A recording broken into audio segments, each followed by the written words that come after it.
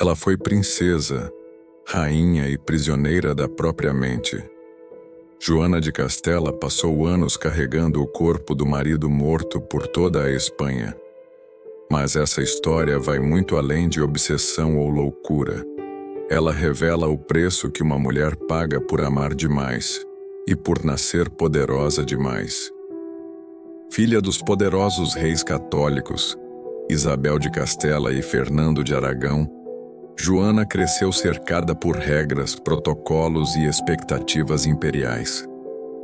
Desde muito jovem, foi preparada para ser uma peça política, uma ponte entre dinastias, jamais o centro do tabuleiro. Sua educação era refinada, sua postura discreta, e seu futuro já havia sido decidido antes mesmo que ela aprendesse a dizer não.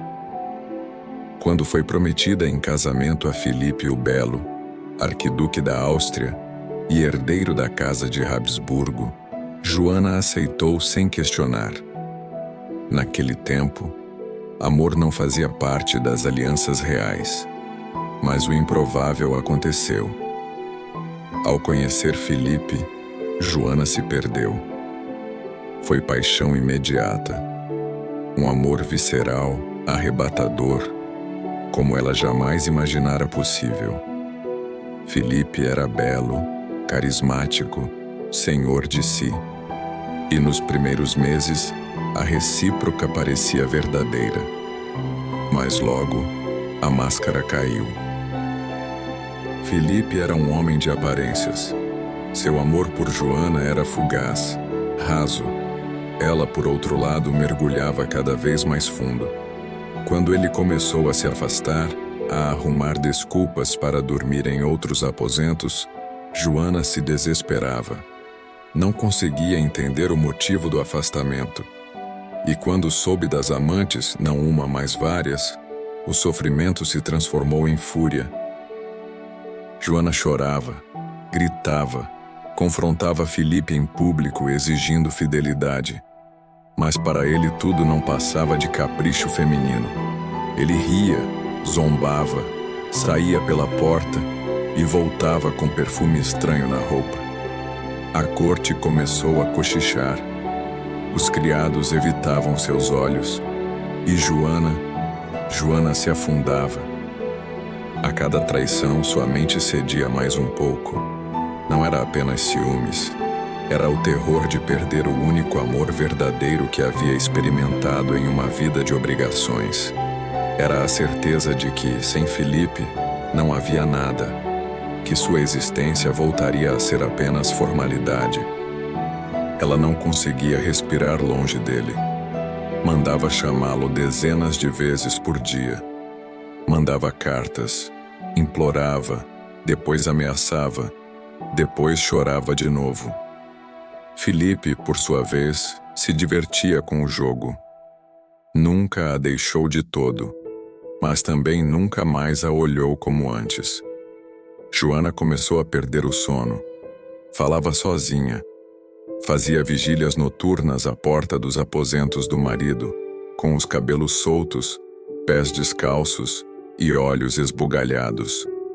A rainha de Castela, filha dos monarcas mais temidos da Europa, se arrastava como uma súdita diante do homem que a destruía aos poucos. Começava ali o colapso emocional da futura rainha. E ninguém, absolutamente ninguém, fez algo para impedir. Em 1506 tudo desabou de vez. Filipe, ainda jovem, morreu subitamente. A causa oficial foi febre tifoide, mas os boatos se espalharam como fogo.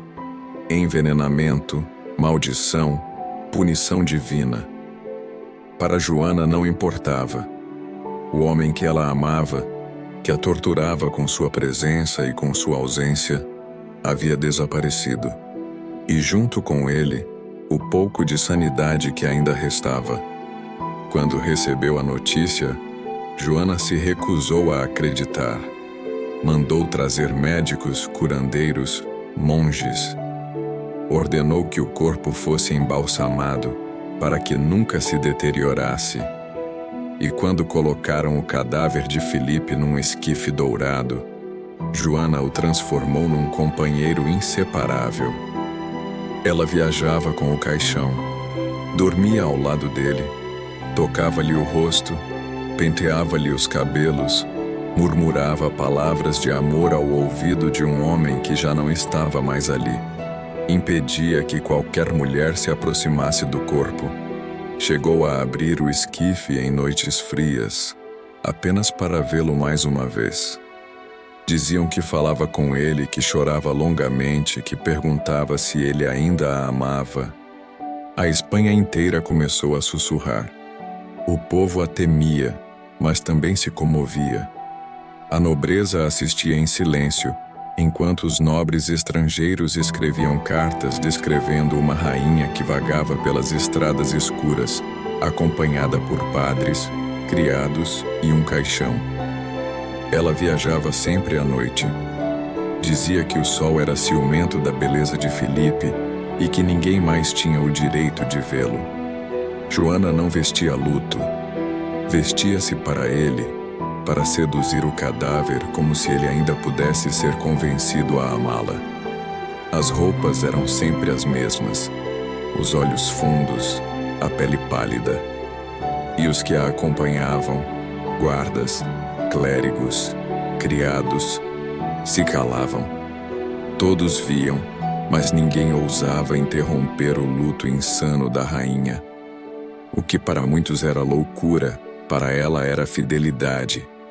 E para um império inteiro, era escândalo. A conduta de Joana, cada vez mais imprevisível, começou a ameaçar os alicerces políticos do reino. A imagem de uma rainha vagando pelas estradas com o cadáver do marido era algo que nem os súditos mais fiéis conseguiam aceitar por muito tempo. A igreja se inquietava. Os conselheiros do reino murmuravam sobre a necessidade de agir.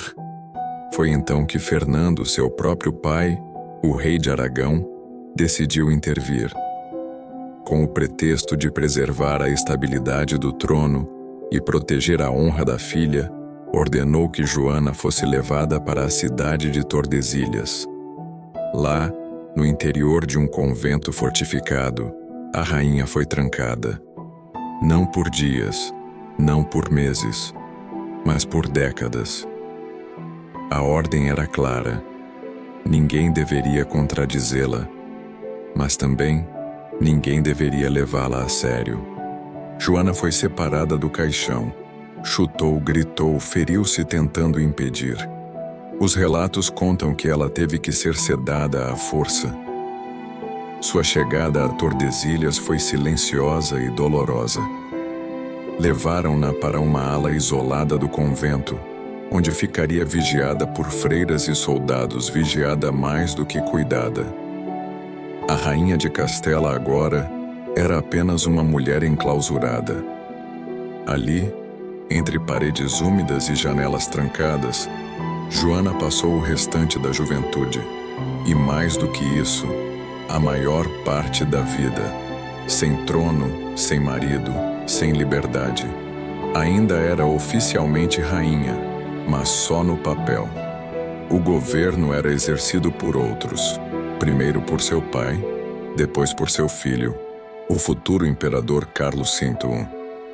À medida que os anos passavam, sua figura foi sendo lentamente apagada dos discursos oficiais. Era mais conveniente que o povo esquecesse sua existência. A versão contada nas cortes era de que Joana era insana, irreversivelmente louca, incapaz de governar ou mesmo de cuidar de si. Mas nenhum médico foi oficialmente designado para diagnosticar sua suposta loucura. Nenhum laudo, nenhum processo, apenas o silêncio da prisão. Ela escrevia cartas, que quase nunca eram entregues. Falava com os próprios pensamentos. Algumas freiras relatavam que ela tinha momentos de grande lucidez. Outras diziam que, à noite, ela murmurava os nomes dos filhos que mal conhecera. Todos nascidos do casamento com Filipe, e todos tirados de seus braços logo após o parto. Tordesilhas era o seu castelo e sua cela.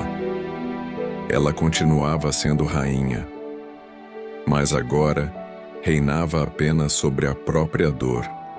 Durante séculos, a história de Joana foi contada como a de uma mulher fraca, entregue ao delírio, vítima de um amor doentio que a levou à loucura. Mas nos bastidores da historiografia, outra teoria passou a ganhar força. E se Joana nunca tivesse sido louca? A pergunta incômoda lança luz sobre o que talvez tenha sido uma das maiores manipulações políticas da monarquia ibérica. Joana era herdeira de duas coroas, Castela e Aragão. Seu casamento com Filipe, o Belo, unia as principais casas reais da Península Ibérica com o Sacro Império Romano-Germânico. Seu sangue carregava mais poder do que o de qualquer outro nobre vivo, mas o poder, em mãos femininas, incomodava. Desde jovem, Joana demonstrava inteligência e firmeza de opinião. Questionava os padres, lia tratados teológicos, debatia com embaixadores.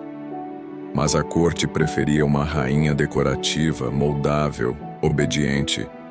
Ao demonstrar personalidade, especialmente após o casamento, passou a ser chamada de difícil, inconstante, histericamente ciumenta. Os surtos emocionais, talvez reais, talvez compreensíveis diante das traições de Filipe, foram usados como prova de uma instabilidade perigosa. Mas nunca se tentou tratar Joana. Nunca se procurou compreender suas dores, suas perdas, sua solidão forçada. Fernando, seu pai, viu nela uma ameaça à própria autoridade e ao projeto de unificação espanhola. Carlos, seu filho, quando assumiu o poder, percebeu que a existência viva da mãe poderia minar sua legitimidade. Ambos tinham algo em comum: a conveniência de mantê-la trancada. E o mundo acreditou. Durante mais de 40 anos, Joana viveu em Tordesilhas. Sua presença era desconfortável demais para ser exibida e valiosa demais para ser eliminada. Ela tornou-se símbolo de algo que o poder prefere não enfrentar: a fragilidade humana diante da opressão institucional. Os registros da época são contraditórios. Alguns diziam que Joana falava com o diabo, outros que recitava passagens bíblicas com perfeição.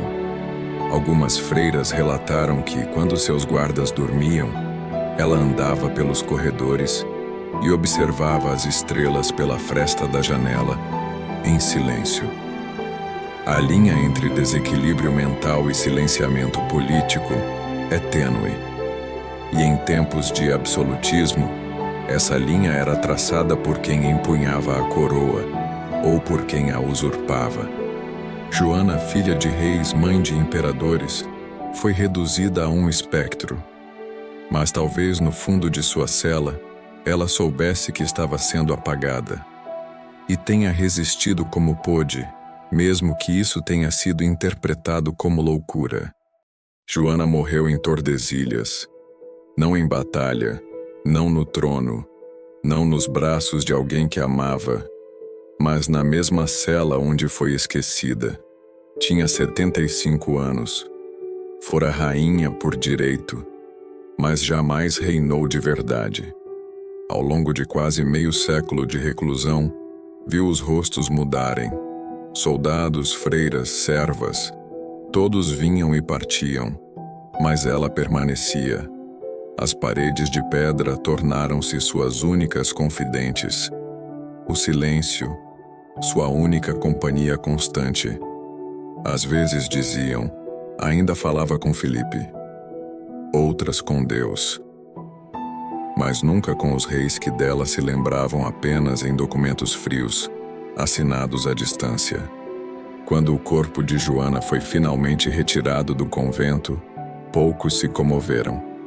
Não houve cortejo real, nem homenagens públicas.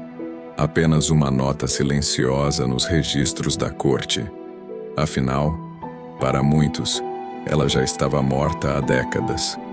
Mas a história tem o poder de desenterrar verdades.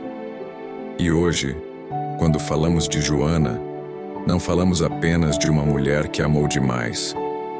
Falamos de uma rainha vítima da máquina do poder, de uma mãe arrancada dos filhos, de uma esposa traída, de uma mulher que talvez jamais tenha sido louca, mas que foi enlouquecida pelas correntes invisíveis do trono. O que restou de Joana não foram leis nem tratados. Foi um símbolo. Símbolo de como o amor pode virar prisão, de como a coroa, quando usada por uma mulher, pode ser mais pesada do que gloriosa, e de como a história oficial nem sempre é a verdadeira. Joana foi chamada de louca, mas talvez ela fosse apenas lúcida demais para o mundo em que viveu.